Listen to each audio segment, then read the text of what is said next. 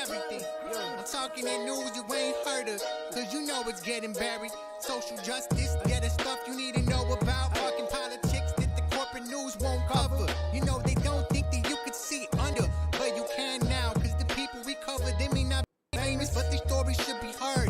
Yeah, every voice matters, we should rise and fall together, and that's why Good morning, everyone. Welcome to Hair of the Dog for Friday morning. Usually we have kind of a fuck it Friday, but today we're going to do story time. So welcome, come on in, children, gather in close. We've got stories to tell, and we want to invite you into the conversation as well. So already we have Azalea. Good morning, Azalea. How are you? Thank you for joining us for story time this morning. Also with me is my lovely co-host, so let's bring him on here. Andy, how are you?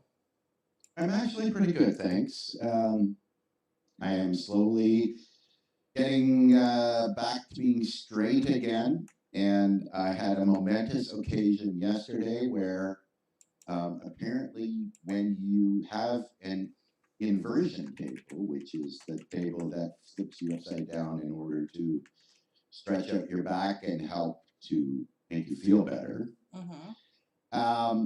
that it's difficult when you first start using it to figure out how to get your back relaxed enough so that you can allow this proper stretching out, muscles release, fine to decompress. And so that was one thing that I was working towards, because it's tough because you're hanging upside down. The only thing that's attached to this board is your feet, right? And so it's and you have to get to a point where you feel comfortable enough that you realize that your feet are going to hold you up. They're not going to come off at the bottom of your legs and slam your head into the floor. And get to that point, concentrate, relaxing them, allowing the board what you need it to do. And so I was trying to get to that point yesterday, starting to feel. And then one of my two dogs came up from behind while I'm upside down to give me upside down kisses, right? While I'm there upside down, I'm like, ugh. Right? But in the process of doing that, I completely forgot where I was, and my back and I guess my back muscles relaxed enough, and all of a sudden there's this big audible pop, right? And my daughter that was in the room heard it, and I'm like, that. But that's what you accomplish on this, which is very important if you have a herniated disc, because you want to allow go back that space that you rest. So this was a momentous occasion, although I thought I was at the time. But when I actually when I flipped back over again, paid, and I actually felt like I could move around better. That's I accomplished. So I have my dog to thank for that. So it's a good point that everybody needs an inversion table at some point to figure this. And a dog. Good to know. Thank you. Yes, no, it's a wonderful thing. Look back now at all of that pain that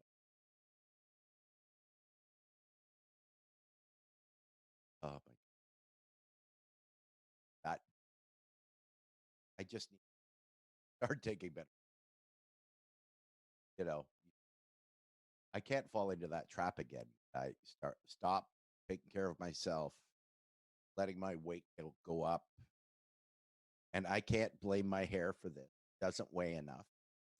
Well, although it's unruly, it's not that heavy, so I can't blame. So I feel great. I'm down below 205 for the first time in a couple of years. Starting to change into my transition clothes. I have three sets of clothes. I have the fat Andy clothes, the transition Andy clothes, and the skinny Andy clothes. Right. So I'm in transition now, right, with just the third drawer from the. So we're it's slowly good, getting better, and I'm hoping that in the next couple of days that once I'm completely pain free back there and standing straight down, I'm going to be walking, using these country roads of ours, putting them to good use, and trying to get feeling better. Well, it's we're glad to have you back. Glad you're feeling better and you seem to have turned a corner. So this is really good for everyone involved. So excellent. Tell Nurse Deb we said thank you. Poor Nurse Deb has been on afternoon shift and she was on call last. They had, I think it was a total of 5 emergency cases roll in by ambulance, 8 and 10 last night. Her shift ends at 11. And because they're emergency cases, they all have to be done. They all have to be taken care of. At home this morning at 5:30. Oh my goodness. Well, let her sleep, and when she gets up, make her a Yep. nice breakfast, brunch, whatever. That'll be supper. He's got to. She said, "Don't let me sleep past 1, because then that'll give her enough time to get showered and changed and go back to work." Ooh. Poor. See, okay, so this kind of leads me into the subject at hand, right? So we keep hearing these narratives, and this is where the continuing theme of critical thinking comes in. So someone like Nurse Deb, who is putting herself on the line physically, mentally, and going out to risk her health and that of her family to help others. I'm pretty sure that Nurse Deb and all nurses have never shot anyone. Not recently. Okay, so pretty safe assumption. So then when we compare, like, my father-in-law is a highly decorated firefighter. He's 76, had 4 bypass, 2 stints, 3 heart attacks. He's still running into burning buildings despite what we ask him to say, or what we ask him to do. And he is responsible for training firefighters all across the state. And this is where he's gotten his awards from. Okay, so To clarify, he's still a firefighter. He's not just running into burning buildings just because. Well, that's exactly right. Okay.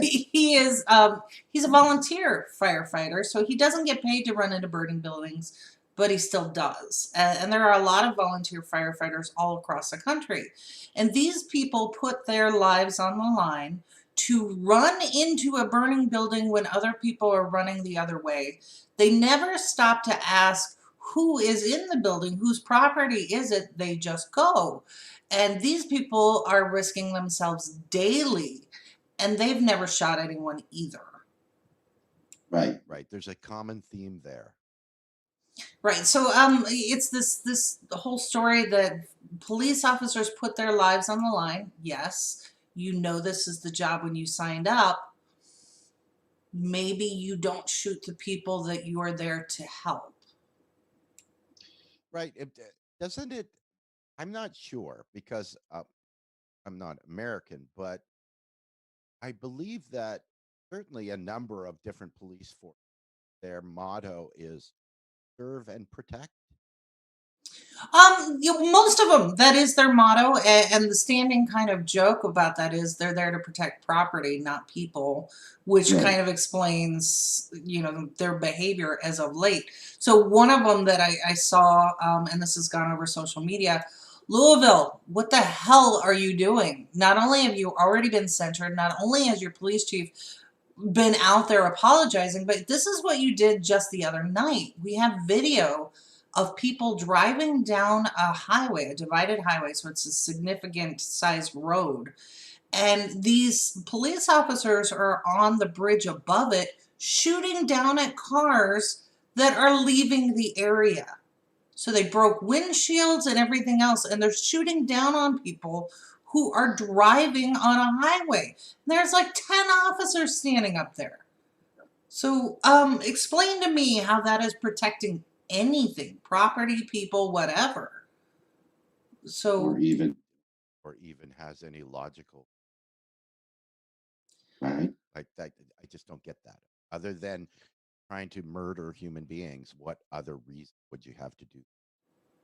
well, I think that's it, right? So you and I are not out to hurt people. So one of the stories that I wanted to tell, since we're on the protest, was we keep hearing over and over again from people, why are they here? Why do protesters need to be out there? They're looting, destroying property. Well, we know, depending on where you're getting your news. If you're getting your news from InfoWars, they're telling you that it's Antifa.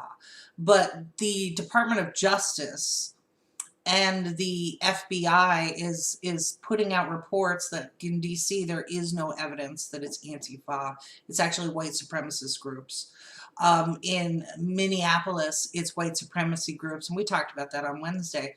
So this information's out there, whether you choose to believe it or not. So one of the stories that I wanted to talk about was this protest that happened where people did get killed. So I'm not sure exactly what started this, but there was some security people out there trying to kind of keep people calm. You know, it's kind of a similar powder keg situation where people are really frustrated by the way that the law is being applied disproportionately. And according to reports, there was a young kid, they think he was about 15 years old, mouthing off. And one of the security people... That could be the very First 15-year-old that's done that. I think it's kind of in their genetics at that age group, between 15 and 17. They all get a little lippy. They're growing brains, still growing brain. And developing a sense of independence. So it kind of comes with the territory. This is why nature gives them this lippiness, so that when they turn, age of consent, you as a parent have no problem getting them out of your house. You can't stand them by that point. So it's a natural thing. So this particular 15-year-old, I don't have his name, started getting lippy. And one of these security people took the butt end of a rifle, it's made of wood. Well, I think it was made of wood in this case, and hit him with it. I mean, cracked him hard. So we know that it's a blunt object. My family would call it a shillelagh. It hurt this kid significantly. So adults came out to have words with the security people. So it was this nice little group of people, and they were talking to the security people. Why would you do this? This is just a kid. His words hurt your feelings that bad where you had to nearly kill this kid. And so the security forces called for backup. So now you have a bunch of adults there. I believe the report was like there was 15 to 20 adults there, kind of berating these guys. So they called for more backup. And what happened is the security force got so upset, they started firing on the unarmed protesters. And we have a report that 5 people were shot, and one of them died. So we have the name of the person who died. It was a black man. His name was Crispus Atticus. And all of this protesting occurred in Massachusetts on March 5th, 1770. And the people that were there with him were, among other casualties was Samuel Gray, Crispus Atticus. He was a local dock worker. A sailor named James Caldwell was hit twice. Samuel Maverick and Patrick Carr. All of them were killed in this particular protest. And this protest so upset people in Massachusetts that other people came forward by the likes of John Hancock, Samuel Adams, Paul Revere, and decided that they had had enough with unequal protection. And this is where we got the original Boston Tea Party. So this protest in Boston, we know from history, we call it the Boston Massacre. So I would encourage everyone to go back and look up the Boston Massacre and compare it to what's happening right now, for those who are at all concerned about what's going on with the protests and people exercising their rights. This is where our First Amendment rights came from the Boston Massacre and what happened there. We decided that people should have the right to gather peacefully and redress their government, and that means protesting because of what happened there. So for anyone who is decrying what's going on with the protests, I would encourage you to understand your place in this context. So you are either with the British or you're with the revolutionaries. So what we are seeing right now are the birth pangs of a revolution without having to go to civil war. There are some people, like we talked about the Boogaloo Boys, who actually want a civil war. The protesters don't. They want a revolutionary thinking to occur so that we are actually adhering to the United States Constitution of due process and equal protection. Yes, they have the audacity to want to be treated like human beings. What a concept, right? So this has been the struggle. And so for those who are also putting out, the MLK, whitewashing of MLK, talking about he was all about peace and love, you don't know that man. You don't know what he stood for, and you have never read his letters. He wanted peace. He absolutely wanted peace, but he also understood that when you stop listening to people and you are literally killing people, people will stand up. So this is what we're seeing. And I think I am wholly encouraged by the number of people all around the world. We're seeing it coming in from Amsterdam, from Greece, from France, from Australia, because Australia got to see their own news crew in DC get attacked live on TV. They saw their citizens being attacked by the National Guard and others in DC. So the rest of the world is looking at us and where you fall in this. Maybe it's not for you to be on the front line. Maybe it's not for you to even be there to support your neighbors who are fighting for equality. But it is not your place to tell them how to do it, to decide when they can do it, and to condemn them for doing it. If you follow the Constitution of the United States, and I know Canada has similar laws, Andy. Absolutely. Yeah, so this is what we are supposed to do. If you want to call yourself a patriot, then I would encourage you to go back and look at the U.S. Constitution with the amendments, because due process and equal protection are so important. They're the only rights that are listed twice. So that is the first story that I want to share with everybody here, because it was a really good reminder that this nation itself was founded on people who stood up and spoke up and said, you know what, this is not right. Exactly. And there's a number of takeaways. Well, think about 1770. Am I correct? And that was the year that of the Boston Massacre. We have to remember that rubber wasn't invented yet, so the live ammo didn't include rubber bullets or tear gas for them. But my biggest takeaway from that whole thing is that I think that Americans absolutely love to throw around the word right? Like it's used almost as often as, other phrases like Waffle House. It's that they're the arbiters of freedom through the world. Right? But clearly, if anybody that knows anything about the current political environment or even social economic environment in the United States, you realize that freedom only applies to, certain people.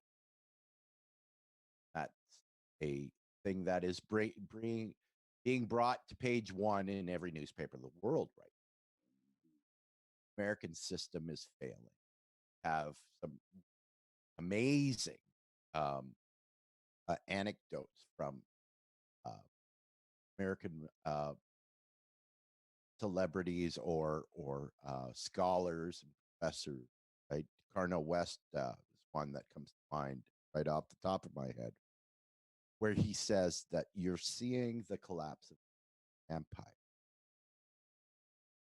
People are the working class has been denied so many decades, and status quo is being forced down our throat, and that's not going to happen.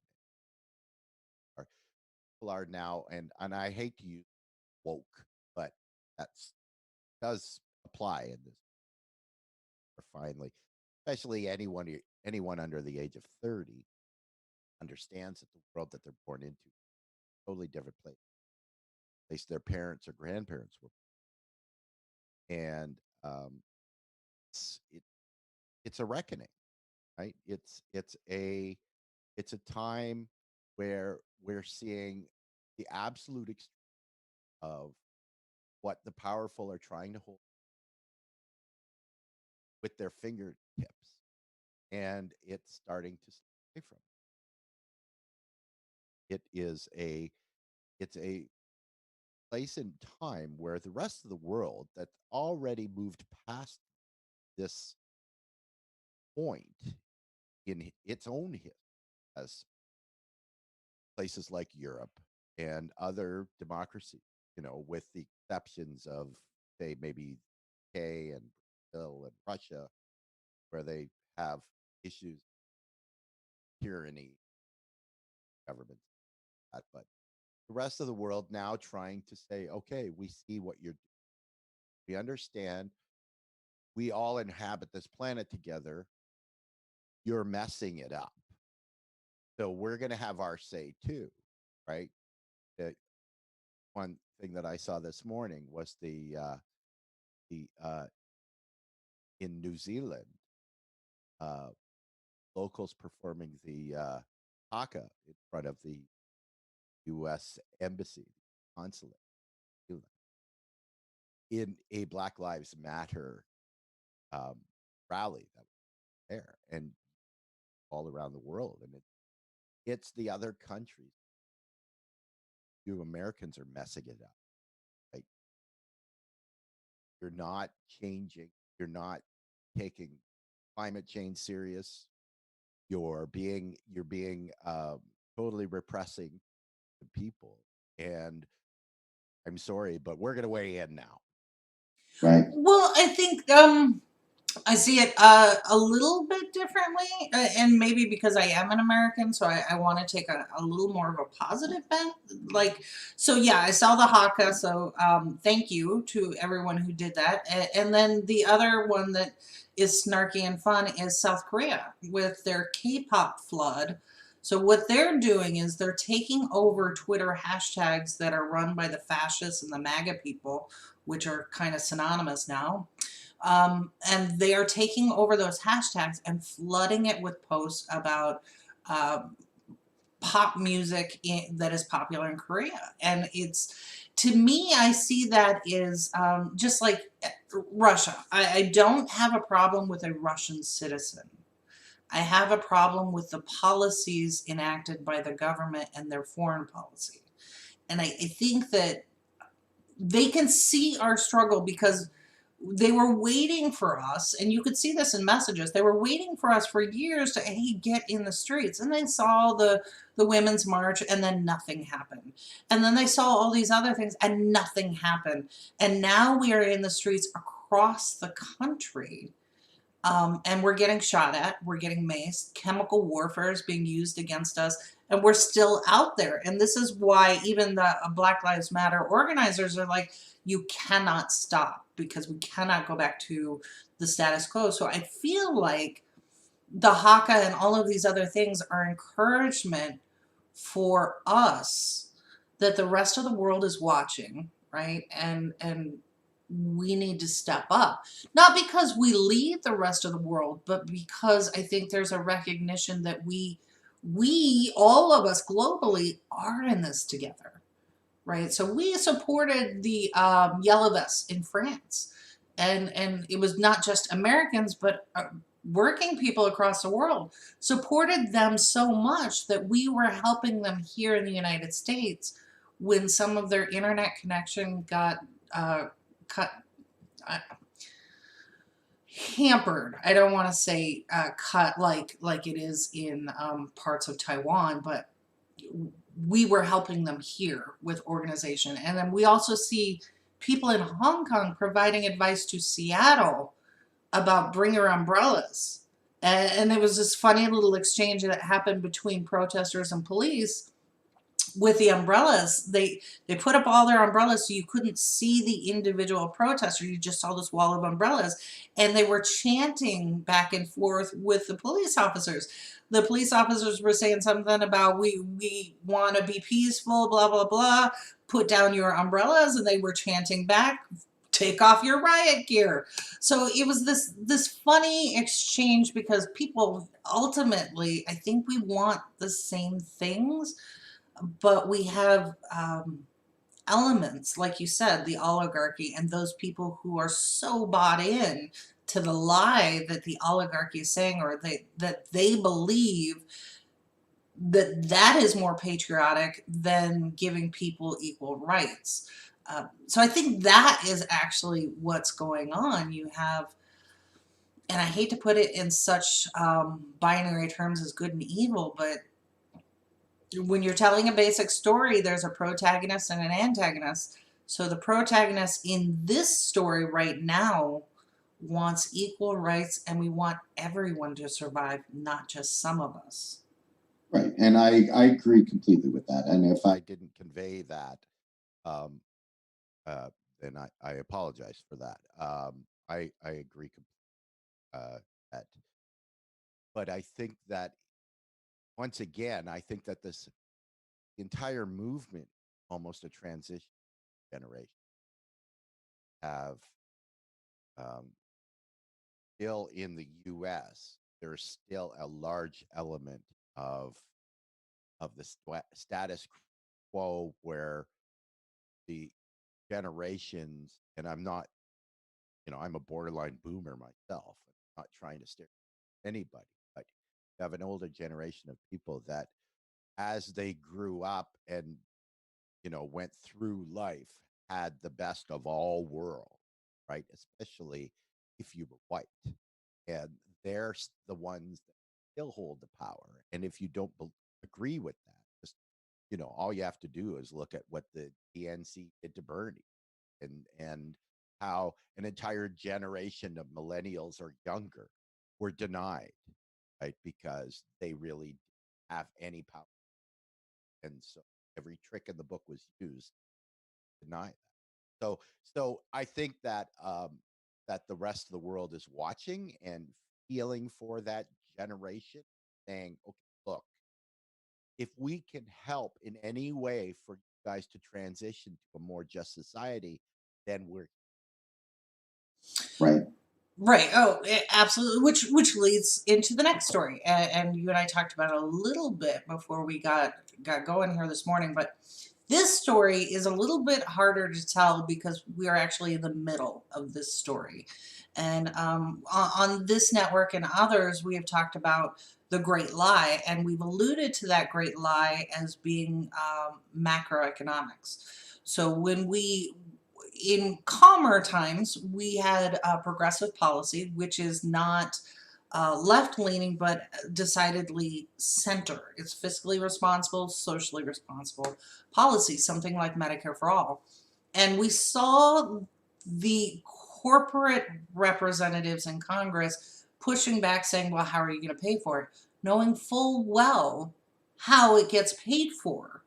And that not only can we afford it, but it would be cheaper and more cost effective and support our people, which is our greatest asset. It's every country's greatest asset is your people.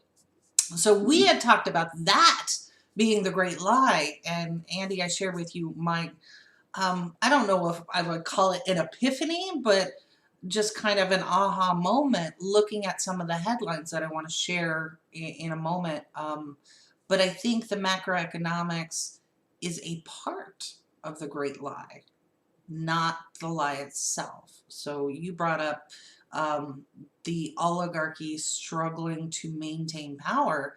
And I think that that also alludes to this bigger lie. And the more you start pulling it apart, the bigger and bigger this lie gets. So there are two headlines that I want to bring up to kind of illustrate my point here. So we started with the story of the Boston Massacre. And right now, part of what we're hearing is that you shouldn't protest and you shouldn't kneel, you shouldn't protest, shouldn't do any of that. That's un-American. Well, we can see right away that that's not true. So here's another one. I'm going to bring this up here. This we tracked down yesterday. It was appeared on Twitter. So this is a press release that came from the U.S. Department of Justice, Federal Bureau of Prisons. Now, I personally don't believe in coincidence, so this one to me caught my attention. This press release was removed from their website, so we tracked it down and contacted them directly, and they sent to us this press release in the email yesterday. So this is officially what they had posted and then removed. So in Brooklyn on Wednesday, June 3rd, an inmate who was at the detention facility who has not yet been convicted, he was in holding. So here's a gentleman who was arrested in December, who has been sitting in this detention center, probably because he couldn't post bail. 35 years old. His name is Jamel Floyd, Floyd. So this is part of it was like, wait, how did this happen again? So he was in this detention center locked up, and apparently he started wilding out. He got upset about something. We don't know what he got upset about. Was somebody messing with him? Was he having a mental breakdown? He's been stuck in prison all of this time without a trial. I'd be mad too. His entire life is being taken away from him for whatever the original charge was. So he started wilding out, according to these prison officials, and they were worried about his safety. So in response to being worried about his safety, they maced him. And they maced him so much that this inmate died. He died in their custody, locked in a cell. And when EMS services was called in, he was transferred to the hospital and pronounced dead. They said that his death was not related to COVID because they have a number of inmates who are dying right now because of COVID. So here is someone in custody, secured, who has been there awaiting trial. He is killed because of mace. So this whole idea that we believe that chemical warfare is somehow safe, that macing someone is somehow safe, that all of these tear gas canisters are somehow safe is a lie. And we can see that based on, like I published a story yesterday on our network about the Geneva Convention. We are not allowed as a signer to use chemical warfare against a foreign nation. But you can against your own people. What sense does that make? And ProPublica actually had a really nice headline and a wonderful write-up about how deadly tear gas is. So we're worried about a pandemic and this spread of a virus that is so contagious, yet we're not looking at tear gas and the chemical that seeps into homes, into all services, into your food sources, and what that chemical actually does to the body. So whether you're involved in a protest or not, if you're anywhere in the proximity of it, you are getting the effects. We are not allowed to do this to foreign combatants in a war, but we are doing this to our own people repeatedly over and over again. So this all goes into this bigger story.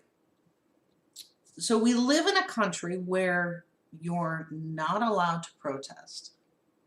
You are not allowed due process. You are not allowed equal protection. And if you are confined or detained like Sandra Bland and this new gentleman who passed away, you are not guaranteed life in police custody. There are hundreds and hundreds of cases. So keep all of that in mind. And here's the last piece that I want to show you. While I was out at ProPublica, who's doing great work in investigative journalism, I came across this headline because we just had an election on Tuesday for a bunch of different states. And this is the top of the article. You can look it up for yourself, but if you just do a ProPublica search for Election Land 2020, they discuss in detail all the things that were done as part of this election. So one of them was you had this, I forget which one it was, but somebody in Georgia talked about hacking, that their election system had been hacking, and he did this 2 or 3 days. Brian Kemp, the governor of Georgia, talked about how their elections were going to be disrupted, because keep in mind, there is a group of politicians and an ideology that is guaranteed to win the fewer you allow people to vote. So Brian Kemp, the governor, went out and said of his own election system that it's been hacked and it's unsecure. And then they held their election, and now law enforcement saying, yeah, that didn't happen. So if Brian Kemp were a congressperson, he would be in violation of the Hyde Amendment. I haven't checked this morning, but I'm pretty sure that it also extends to Brian Kemp. That is a felony to manipulate elections. And then this article goes on in detail to talk about elections in Pennsylvania.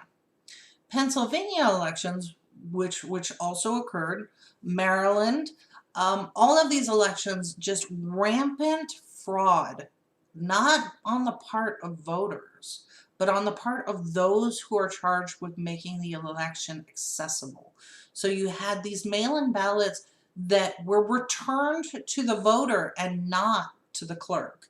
You have a number of people who tried to go and vote, and in Pennsylvania you have poll workers who refused to wear masks and take precautions. Flatly refused. So now you have voters who have to pay the ultimate poll tax. Am I going to risk my health because this poll worker has decided that I don't matter? And what am I going to do in this small voting space? I have no way to protect myself because they themselves have set them over and above me as a voter. In other cases, you had consolidation of polling places where there was so much confusion. Poll workers didn't show up, people couldn't vote, so on and on and on you see this. So part of the problem that we have is you can't vote, you're restricted from voting. We see in Midland, Texas, a disproportionate rise of people who are being charged with felonies. Whatever their infraction was is being elevated to the level of a felony.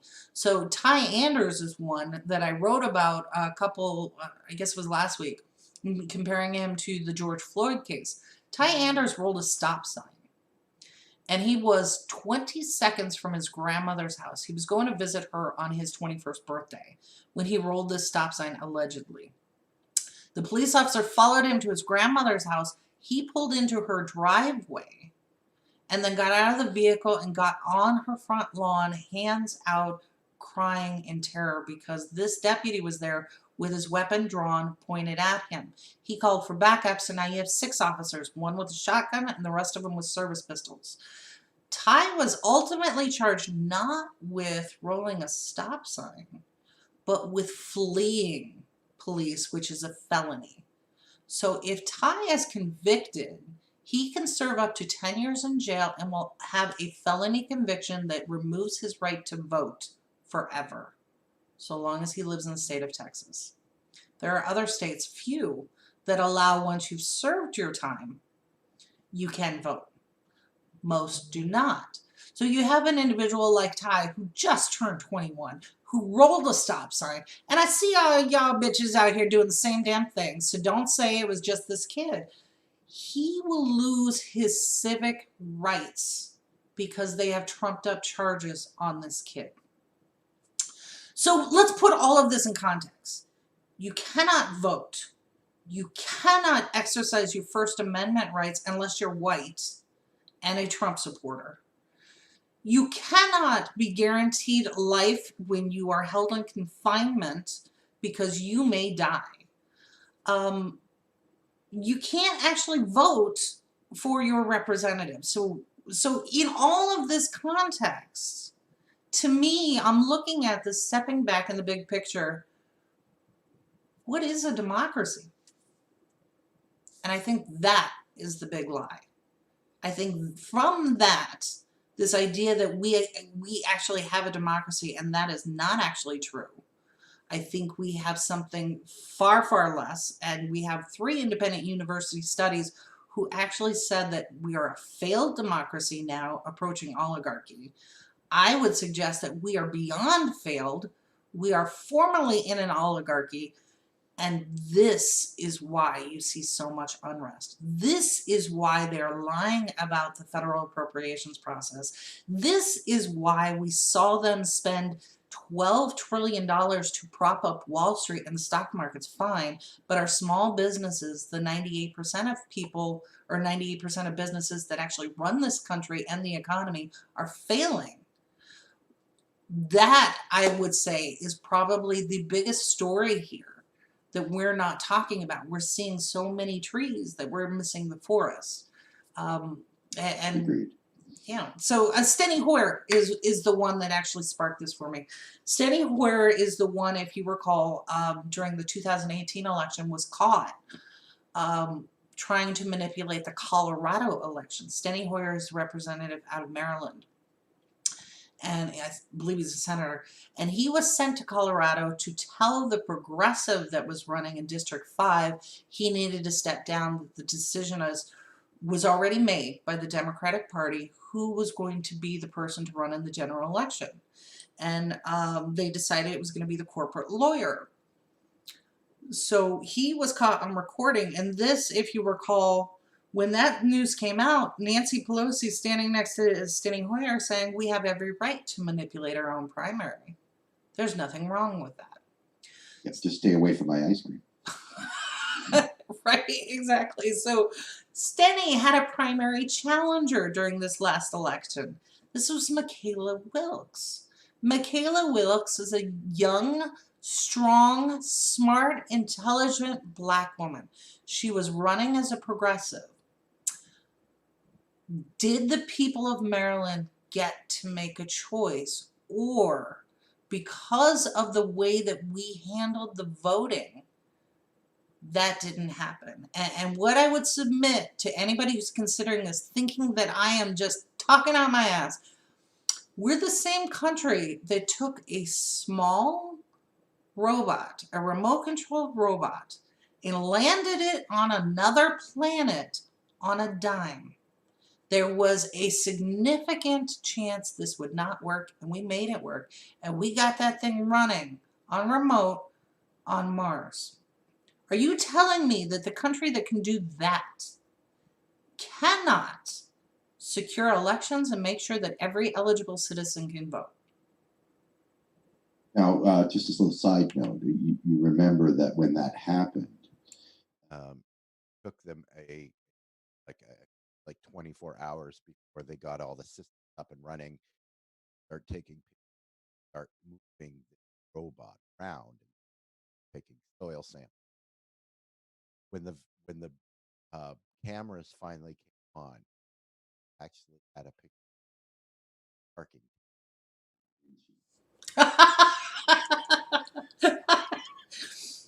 Was it U.S. police? Just serve that on there, parking ticket. That's Probably. hilarious. Yeah. No, I agree with what you're saying. One kind of anecdotal side note I wanted to talk about was stick with me for a second. This kind of come up full circle. Remember, one of the best known comedians ever came out of the United States was a fellow by the name of Carlin. Young man was very well known and old as I am. You remember the hippy dippy weatherman and those comedy routines. Well, as George got older, started his comedy started touring towards the last years of his life and talking about how how um, talk about American freedom. His anecdote that what Americans think they really don't. The only freedom they really have, paper or plastic. Back at that time when you could still smoke in public, smoking and non-smoking. Now that's gone. So really, it's just. Um, I recall having a number of conversations about George about how almost a visionary he was at the time, talking about these things and society and the big club, and you're not in it. And people having the opinion that, well, I used to like George Carlin, but as he got older, he basically was just talking about politics. Like, well, why don't you just tell jokes? Because you're not even funny anymore. And so, but George was the guy that was talking about the same things we're talking about now on a larger scale. Um, having these arguments, establishment politician, what was wrong with society, what's still wrong with, almost like a vision type of way, and introducing these people to the audience that had come to listen to his comedy routine. It's what he was talking about. The guy, I think now, he was a little bit of a prophet, and I've said this, but so to the young progressives out there who hear us talking about George Carlin and realize how long ago that was, I would say this: think of a country. The larger an entity, the longer it takes to make a turn. So think of us as a giant cruise ship or a giant transport vessel. And to make this massive thing turn even a little bit, it takes a tremendous amount of force and time. So what we can see is one of the great successes, and somebody posted this on Twitter, we got a third-degree charge against one officer in the George Floyd murder, changed to a second-degree charge, and got the 3 other officers charged. And in addition to that, Minneapolis is talking about some significant reforms. So we were able to do that, all of us talking about it, all of us sharing stories, all of us talking to people who were not interested or openly against all of this. We were able to do that in just a week and a half. That is phenomenal change. So I know it seems like something small, and I'm not saying we stop here. In fact, I'm suggesting we go even further. That we don't stop until we get meaningful reform. So I understand, and and appreciate some of our Democratic leadership coming out, especially former President Barack Obama coming out. But what I would suggest and push back on is I appreciate your need to offer platitudes, but that's not what we're asking for. That is not what people are fighting for. That is not what people are dying for on our streets right now. So, to George Carlin's credit, he is kind of, the John the Baptist shouting in the desert, and we're finally all starting to get it. Not all of us, because those of you on Twitter will see that a number of people are out there fighting fascists actively. But we're pushing back on that narrative. I think everybody has said enough. It is enough. We're done with this. We're done with neighbors seeing neighbors suffer and die, so that like someone like me could be comfortable. I'm not okay with that. I want all of us. I want to live in the country that the Constitution says we are. That's where I want to be. And I don't think that's too much to ask. And George Carlin, that's what he was railing against. So great point. And good morning, Jeffrey. I see you in the comments. And Jeffrey is bragging. He said he got to see George Carlin before he died. Good on you, Jeffrey. I'm not that old, so I didn't get to see him. But yeah. Jeffrey went to high school with him. Oh yeah. No, Jeffrey babysat him. Oh, I thought I was being mean. No, you are. Oh, this is going to fuel another storm on our chat. I can just feel it. Yeah. So I'm picking on Jeffrey Disturbance because in the force. Jeffrey is a member of our team. So I have not for long. Poor Jeffrey. Jeffrey, have a good day at work, dear. So, all right. On that note, this was I don't know. I'm trying to remain hopeful, but I'm getting so tired. So there's one more point that I wanted to make, and a lot of it, of course, is we live in a time where everyone has a video camera in their pocket, so nothing is secret, right? Nothing is able to be kept a secret, especially when it comes to any of the protests that were a number of cameras that are present to get any of the bullshit that's happening with we end up seeing that a lot of the violence that is coming from protesters, other than the tear gassing and flashbangs and rubber bullets come flying, are just police officers that are being spoken to by a protester, and then you see these really restrained police officers pushing these people to the ground, right? Like just in anger, right? Because they had their feelings hurt. Then you talked about that earlier. The scene in Buffalo, New York, of the older gentleman that walked up to the police to say something, and the gentleman pushed back and pushed him to the ground, hit his head on the concrete, knocked out, and was bleeding profusely on the ground. People that tried to come to his aid were arrested. Right? We see all kinds of situations occurring like this, or just pushed, right? Of police reaction being screamed at or yelled at or said. Right? So I guess the takeaway from that is we basically are a lot of the police forces are a bunch of Karens. Well, that's exactly right. And that I think Buffalo alone takes us full circle in this entire conversation. History keeps repeating itself.